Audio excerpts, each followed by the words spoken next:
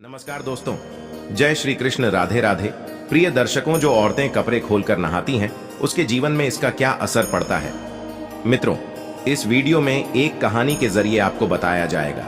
साथ ही ये वीडियो आपको बहुत अच्छी जानकारी और सीख देकर के जाएगी। तो चलिए मित्रों, आपका कीमती समय बर्बाद ना करते हुए अब सीधे कहानी पर ही पहुंचते हैं। मित्रों, एक समय विष्णु भगवान लक्ष्मी माता के साथ हरिद्वार में घूम रहे थे। लक्ष्मी माता ने देखा कि समस्त मनुष्य गंगा में नहा नहाकर हर हर गंगे कहते चले जा रहे हैं। प्रिय दर्शकों, अगर आप यह कहानी सुन रहे हैं तो पूरा सुनिएगा, क्योंकि आधा अधूरा ज्ञान कभी किसी के लिए सही नहीं होता। इसके अलावा हे माता लक्ष्मी, जो भी भक्त इस वीडियो को लाइक करे और चैनल को सब्सक्राइब करके कमेंट में जय माता लक्ष्मी लिखे, उनके घर में धन की कभी कोई कमी न रहे, उनका घर हमेशा धन से भरा रहे। दोस्तों, जब माता ने देखा कि समस्त मनुष्य गंगा में नहा नहाकर हर हर गंगे कहते चले जा रहे हैं, परंतु सभी दुखी और परेशान हैं, तब लक्ष्मी माता ने बहुत आश्चर्य से भगवान विष्णु से पूछा, गंगा में इतनी बार स्नान करने पर भी इनके पाप और दुखों का नाश क्यों नहीं हुआ? क्या गंगा में अब सत्यता नहीं रही? भगवान विष्णु ने कहा, गंगा में तो वही सामर्थ्य है, परंतु इन लोगों ने पापनाशिनी गंगा में स्नान ही नहीं किया है, फिर इन्हें लाभ कैसे हो? लक्ष्मी जी ने आश्चर्य से कहा कि स्नान कैसे नहीं किया? सभी तो नहाकर जा रहे हैं, अभी तक इनके शरीर भी नहीं सूखे हैं। भगवान विष्णु ने कहा, ये लोग तो केवल जल में डुबकी लगाकर आ रहे हैं, तुम्हें कल इसका रहस्य समझाऊंगा। दूसरे दिन बहुत जोर की बरसात होने लगी, गलियां कीचड़ से भर गई। एक चौड़े रास्ते में एक गहरा गड्ढा था, चारों ओर कीचड़ भर रहा था और भगवान विष्णु ने लीला से वृद्ध रूप धारण कर लिया और विवश की तरह गड्ढा में जाकर ऐसे पर गए जैसे कोई मनुष्य चलता चलता गड्ढे में गिर पड़ा हो और निकलने की चेष्टा करने पर भी ना निकल पा रहा हो।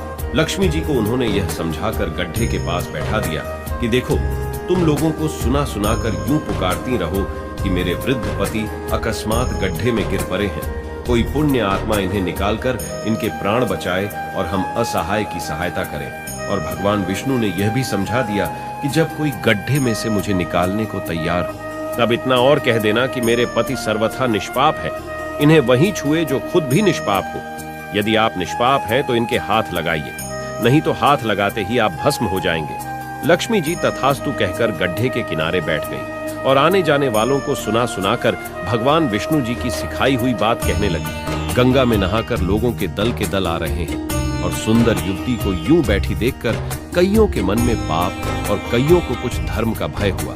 कई कानून से डरे और कुछ लोगों ने तो लक्ष्मी जी को यह भी सुना दिया कि मरने दे बुढ़े को, क्यों उसके लिए रोती है। और कुछ दयालु चरित्रवान पुरुष थे, उन्होंने उस युवती के पति को निकालना चाहा, परंतु लक्ष्मी जी के वचन सुनकर वे भी रुक गए। उन्होंने सोचा कि हम गंगा में नहाकर आए हैं तो क्या हुआ, पापी तो है ही, कहीं सहायता करते समय हम भस्म ना हो जाएं। इस स्त्री के कथन के अनुसार हम खुद भस्म ना हो जाएं। किसी का साहस नहीं हुआ। सैकड़ों आए, सैकड़ों ने पूछा और चले गए। संध्या हो चली। तब भगवान विष्णु ने माता लक्ष्मी से कहा, देखा, आया कोई सच्चे हृदय से गंगा में नहाने वाला। तब थोड़ी देर बाद एक जवान हाथ में लौटा लिए हर हर गंगे करता हुआ निकला। लक्ष्मी जी ने उसे भी वही बात कही। युवक का हृदय करुणा से भर आया। उसने भगवान विष्णु को निकालने की तैयारी की। लक्ष्मी जी ने रोककर कहा कि भाई, यदि तुम सर्वथा निष्पाप नहीं होंगे तो मेरे पति को छूते ही जल जाओगे। उसने उसी समय बिना किसी संकोच के दृढ़ निश्चय के साथ लक्ष्मी जी से कहा कि माता, मेरे निष्पाप होने में तुझे संदेह क्यों होता है? देखती नहीं, मैं अभी गंगा नहाकर आया हूं। भला गंगा में गोता लगाने के बाद भी कभी पाप रहते हैं? मैं अभी तुम्हारे पति को निकालता हूं। युवक ने लपक कर बूढ़े को ऊपर उठा लिया। भगवान विष्णु और लक्ष्मी ने उसे अधिकारी समझकर अपना असली स्वरूप प्रकट कर उसे दर्शन देकर कृतार्थ किया। भगवान विष्णु जी ने माता लक्ष्मी से कहा कि इतने सारे लोगों में से इस एक ने ही गंगा स्नान किया है। इसी दृष्टांत के अनुसार जो लोग बिना श्रद्धा और विश्वास के केवल दंभ के लिए गंगा स्नान करते हैं, उन्हें वास्तविक फल नहीं मिलता। परंतु इसका यह मतलब नहीं कि गंगा स्नान व्यर्थ जाता है। गंगा स्नान का बहुत पुण्य भी है। इसके बाद भगवान विष्णु जी ने माता लक्ष्मी जी से कहा, अब मैं आपको वो 12 बातें बताता हूँ। जो भी मनुष्य इन 12 बातों को नहाते समय ध्यान में रखता है, वह कभी भी दुखी नहीं रहता है। उसके घर में मां लक्ष्मी का वास होता है। उसके घर में अपार धन आता है। घर में कभी भी लड़ाई झगड़ा नहीं होते हैं। उसका पूरा परिवार हंसी खुशी जीवन व्यतीत करता है। तब माता लक्ष्मी ने कहा, हे भगवान, आप हमें यह 12 बातें बताइए। इसके बाद भगवान विष्णु उन बातों को बताना शुरू कर देते हैं और माता लक्ष्मी बहुत ध्यान से सुनने लगती है। दोस्तों, ये 12 बातें आप लोग भी बिल्कुल ध्यान से सुनना। इसके बाद भगवान विष्णु कहते हैं, प्रिय, ये 12 बातें बताने के बाद मैं आपको एक बात और बताऊंगा। जो औरतें कपड़े खोलकर स्नान करती हैं, उनके लिए यह बात बहुत ही महत्वपूर्ण है। तो हे लक्ष्मी, आप इस बात को बहुत ही ध्यान से सुनना। तभी विष्णु जी अपनी वाणी को शुरू कर और बताने लगते हैं। दोस्तों, विष्णु जी कहते हैं, स्नान करने से शरीर निरोगी रहता है और मन प्रसन्न रहता है। नहाने से चेहरे की क्रांति और शारीरिक आकर्षण में भी बढ़ोतरी होती है। अगर इस नित्य कर्म के दौरान कुछ बातों का ध्यान रखा जाए तो आध्यात्मिक से भी ज्यादा लाभ पाया जा सकता है। नहाने के क्रम में इन बातों का ख्याल जरूर रखा जाना चाहिए।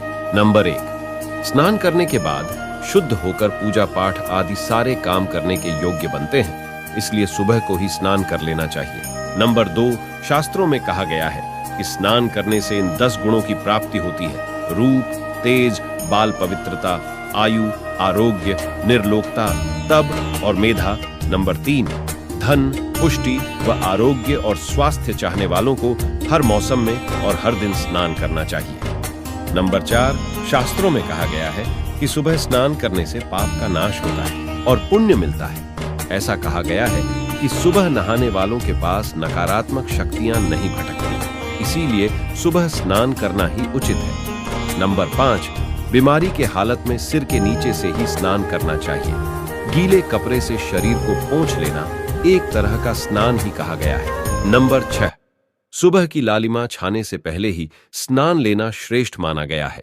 नंबर 7, तेल लगाकर और देह को मल मल कर नदी में नहाना मना है। इसकी जगह नदी से बाहर निकलकर तट पर ही शरीर साफ करके तब नदी में डुबकी लगाना उचित है।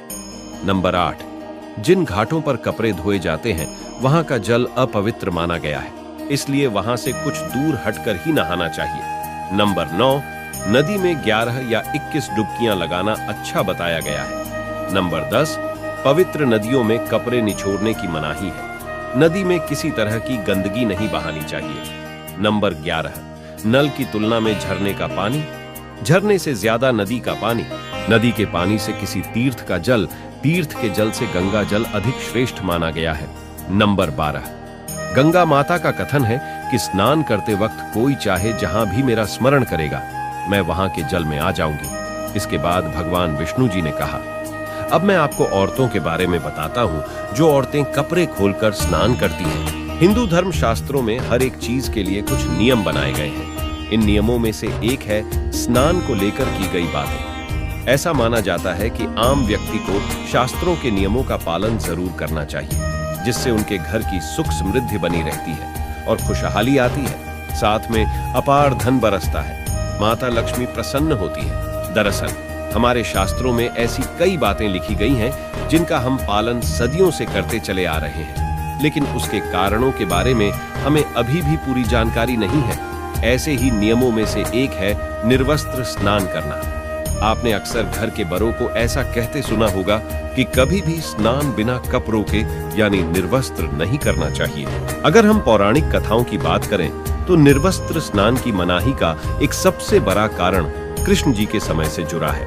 पौराणिक कथाओं के अनुसार एक बार जब गोपिकाएं सरोवर में स्नान कर रही थीं और वो निर्वस्त्र थी, उस समय बाल कृष्ण ने गोपियों के सभी वस्त्र छिपा दिए। उस समय जब कृष्ण जी ने उनके वस्त्र छिपा लिए और गोपियों ने अपने वस्त्र वापस लेने की प्रार्थना की, तब कृष्ण जी ने उन्हें समझाया कि कहीं भी बिना वस्त्र धारण किए स्नान नहीं करना चाहिए।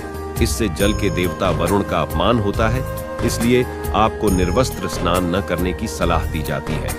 अगर आप नहाते समय यह सोचते हैं कि बंद कमरे में कोई आपको नहीं देख रहा है, तो ऐसा गलत है, क्योंकि ईश्वर आपको हर स्थान पर देखते हैं।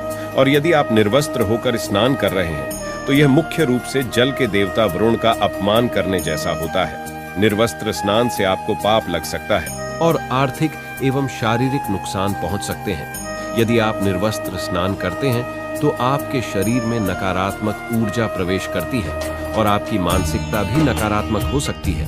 इसीलिए हमेशा आपको यही सलाह दी जाती है कि आप नहाते समय कोई एक कपड़ा जरूर धारण करें, लेकिन बिना कपड़ों के स्नान ना करें, तभी आपके लिए बेहतर होगा।